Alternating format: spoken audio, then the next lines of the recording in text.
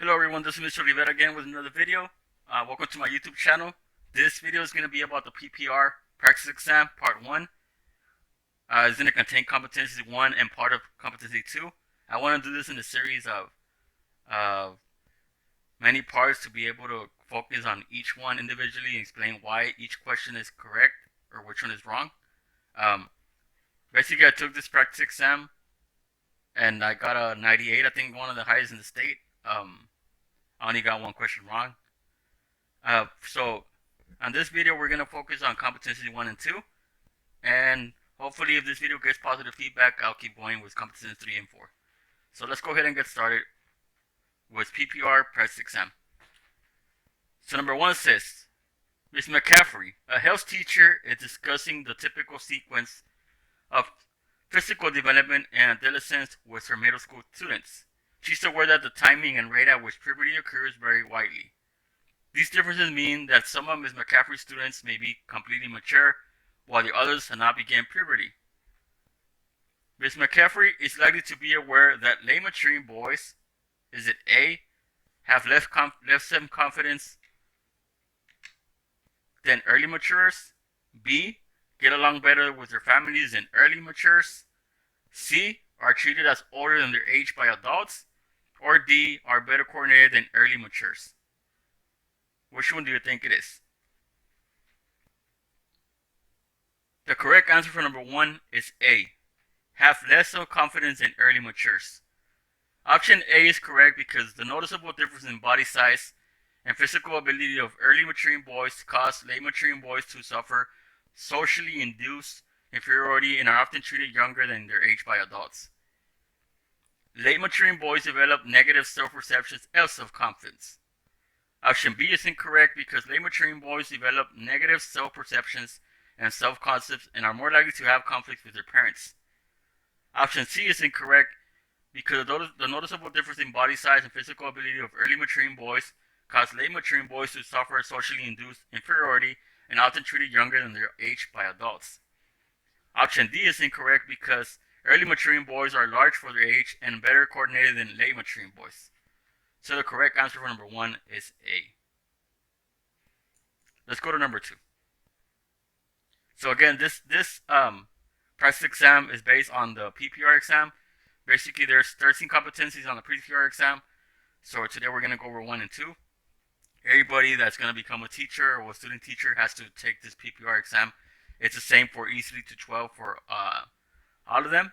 The question consists of 100 questions. You get 5 hours to take it. So this is a practice exam that I took. Number 2. Ms. McCaffrey, a health teacher, is discussing the typical sequence of physical development with her middle school students. She's aware that the timing and rate at which puberty occurs vary widely. These differences mean that some of the McCaffrey students may be completely mature while others have not begun puberty. Ms. McCaffrey is also likely to be aware that early maturing girls, is it A, may develop precocious sexual interests? Is it B, are at distinction social disadvantage over late mature towards the end of middle school? Is it C, have poorer adjustment throughout adolescence than late matures? Or D, have higher self-esteem than early maturing boys? So again, it's asking Ms. McCaffrey is also likely to be aware that early maturing girls. Which one do you think it is?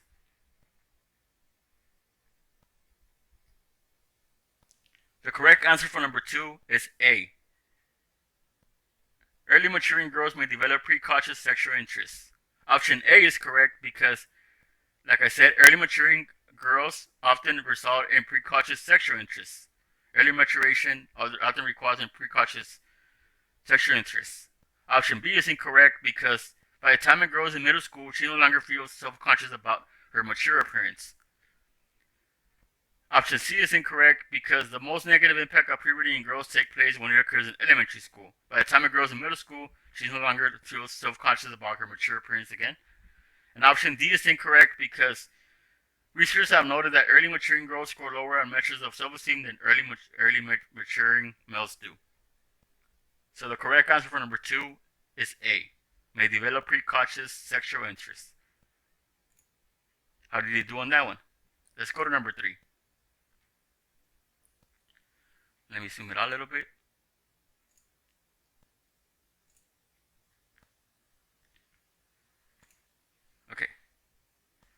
Ms. McCaffrey, a health teacher, is discussing the typical sequence of physical development with her school teachers. With the school students, sorry. Once again, Ms. McCaffrey, a health teacher, discussing the typical sequence of physical development with her middle school students. She's aware that the timing and rate at which puberty occurs vary widely. These differences mean that some of Ms. McCaffrey's students may be completely mature, while the others have not begun puberty.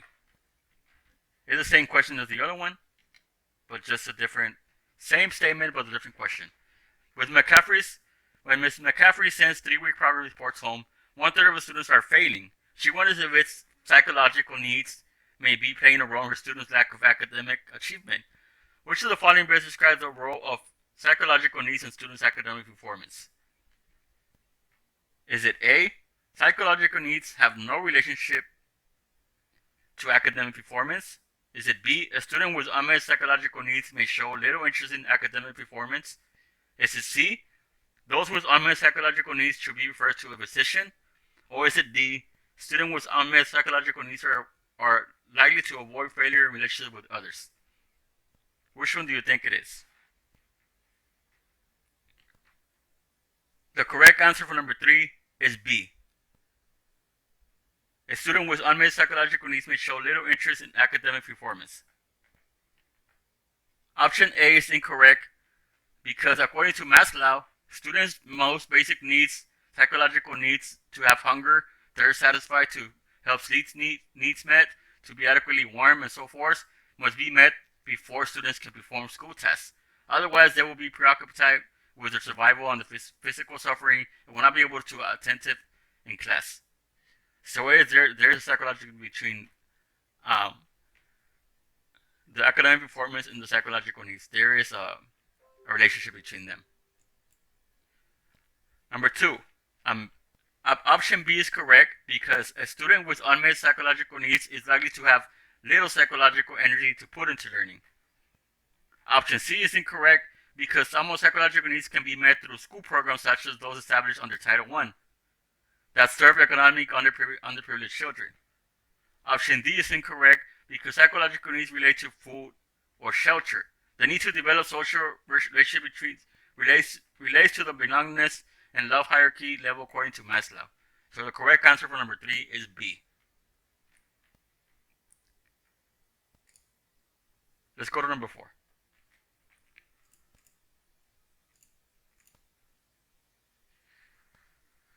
Ms. McCaffrey, a health teacher, discussing the typical sequence of physical development with her middle school students. She's aware that the timing and rate at which puberty occurs vary widely. The differences mean that some of McCaffrey's students may be completely mature, while the others have not begun puberty. As a health teacher, Ms. McCaffrey is likely to be aware that nutritional deficiencies among her students are: is it A, more common among girls than boys? Is it B, common but unimportant to health? Is it C, rarely encountered? Or is it D, common mostly among the economically underprivileged students? Which one do you think it is?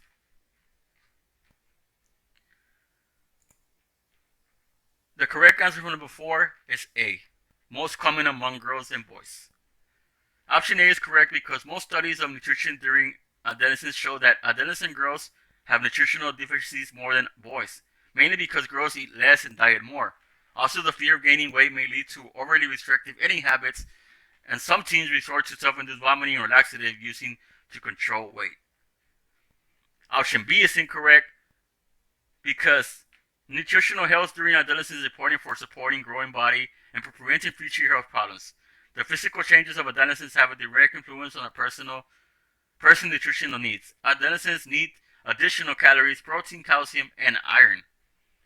Option C is incorrect because it is not supported by research. And option D is incorrect because nutritional deficiencies such as anorexia and bulimia transcend socioeconomic boundaries. So the correct answer, number 4, is A. It's more common among girls than boys. Let's go to number 5.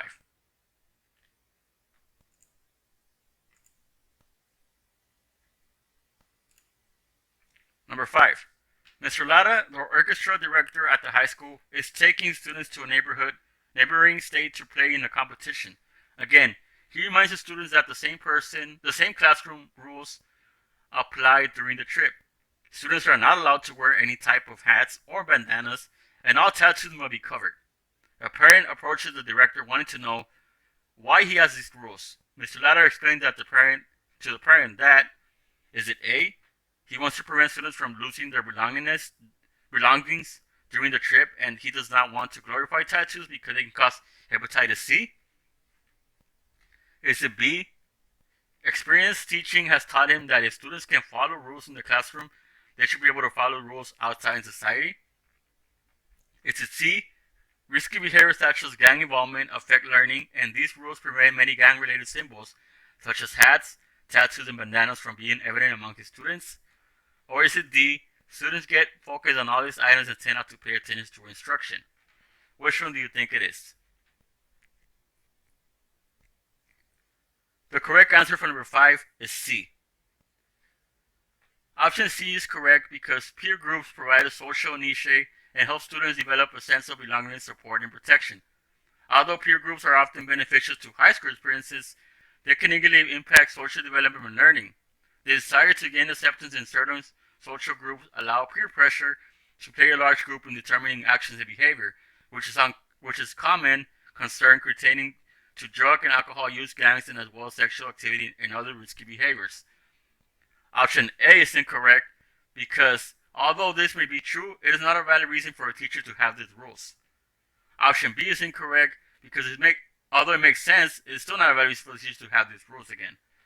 And option D is incorrect because there is no evidence to support that students get focused on these items to determine how paying attention in class. So the correct answer for number 5 is C. Let's go to number 6.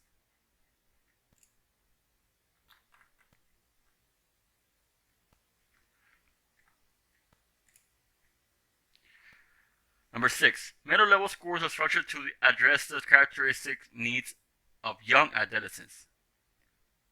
Which of the following is not a characteristic of this concept? Is it A, subject-centered, B, allows for flexible scheduling with longer blocks of time, C, organizes teachers into interdisciplinary teams with a common planning period, or is it D, emphasizes both effective and cognitive development of students? Again, middle level schools are structured to address the characteristics and needs of young adolescents. Which of the following is not a characteristic of this concept? The correct answer for number 6 is A. We eliminate this answer. This is not a characteristic because subject-centered approach to curriculum, each content area is addressed separate from the others. It contains its own set of skills and contents for mastering the content. This characteristic is not part of the true middle school experience. B, you keep this answer. It is a characteristic of this concept because true middle school provision is made for flexible modular scheduling. Typically, a block of time equal to 5 45-minute time sections assigned to each interdisciplinary team for instructions. Students also have a 90-minute block of time for exploration activities and physical education. Option C is also a characteristic of this concept because in the true middle school, teachers are organized in interdisciplinary teams to provide instruction in the core subjects of science, mathematics, reading, and so on and so forth. The interdisciplinary teams work with a common group of students and control blocks of time. Teachers in the team usually have the rooms in close proximity to one another.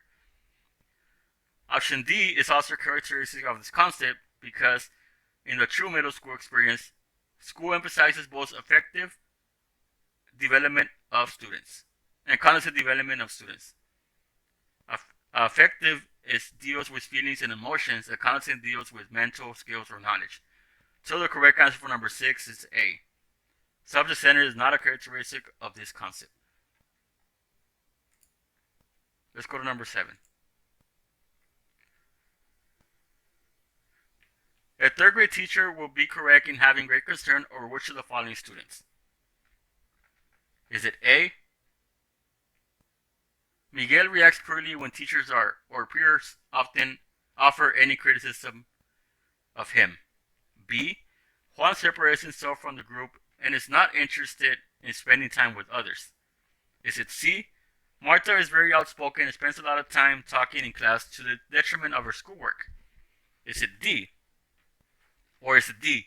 Zachary talks constantly about computer games and how savvy he is with them and tries to elicit money from friends in exchange for renting them his games. Which one do you think it is for number 7? The correct answer for number 7 is B. Option B is correct because this behavior is a concern. According to Erik Erikson's forced psychological state in Just Reverse Inferiority, this student should be directing his energy toward mastering knowledge and intellectual skills, developing a sense of pride in his accomplishments and abilities. The opposite will lead the child into developing a sense of inferiority, unproductiveness, and incompetence. Juan is facing a crisis that is influencing his ability to learn.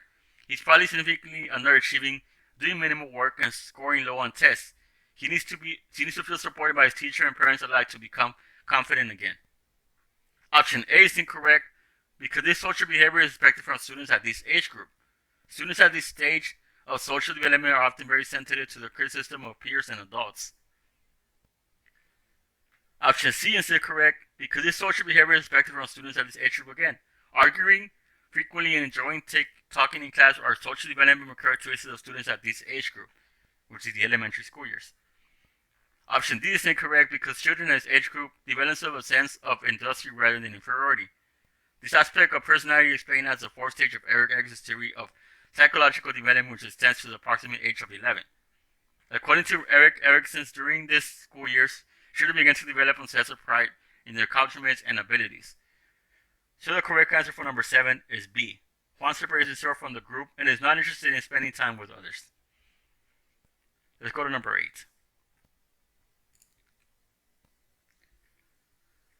Number 8. The proficiency levels of beginning, intermediate, advanced, and advanced high are: is it A, grade level specific? B, inclusive of listening, speaking, reading, and writing? C, not applicable to science and math? Or is it D, applicable to all students in EC through 12 education? Which one do you think it is?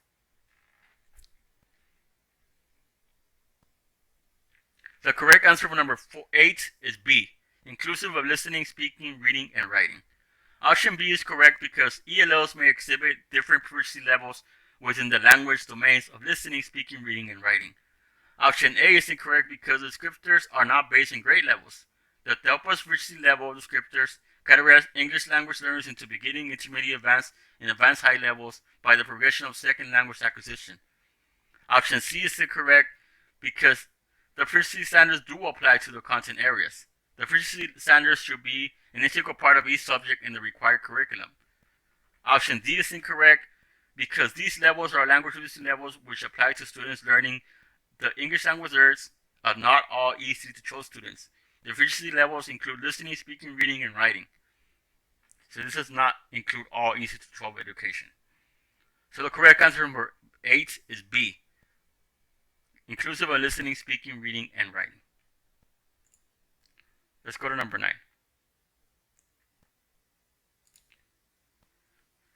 Teachers are better able to design and deliver effective instruction when they understand that learning styles affect student learning. Indicate which learning style is best met with each learning activity. Even though many learning activities will meet more than one learning style, select the one that best matches each activity. Select between visual learners, auditory learners, kinesthetic, tactical learners. So which are these best matches each activity? Listen to a podcast. The correct answer for listening to a podcast is auditory learners. Color code information. The correct answer for color code information is visual learners. Build a model. The correct answer to build a model is kinesthetic, tactical learners. Study a chart or graph. The correct answer for study a chart or graph is visual learners. Present information using a skit or dance. The correct answer for that is kinesthetic, tactical learners. Teachers read out loud. The correct answer for teacher read aloud is auditory learners. Students orally quizzing one another. That is an auditory learner. And using memory to solve a problem is kinesthetic, tactical learners. So visual learners is common sense. We're gonna put it where it goes, which is color code information. It's also study a chart or graph. It's also those two only. Auditory learners has to do with sound. We're listening to a podcast. Auditory learners. Um, teach readers out loud is also auditory learning. And students orally quizzing one another because doing orally is also auditory learners. Kinesthetic learning has to do with action. So building a model is kinesthetic learning. Presenting a skater dance is also kinesthetic learners. And using motives to solve a problem because you're doing something is also kinesthetic tactical learners. So I hope this makes sense to you. Basically, visual learning is something you see.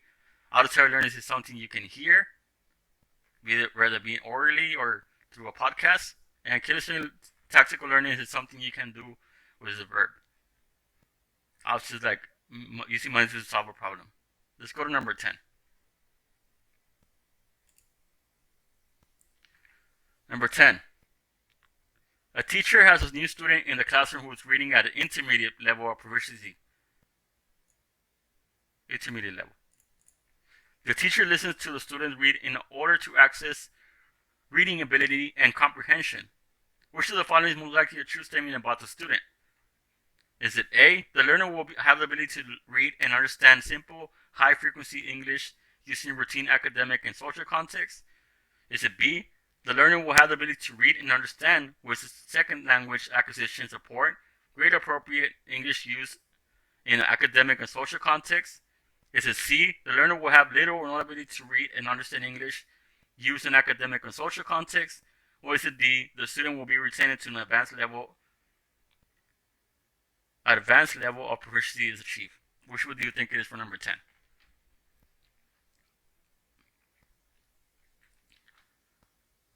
The correct answer for number 10 is A.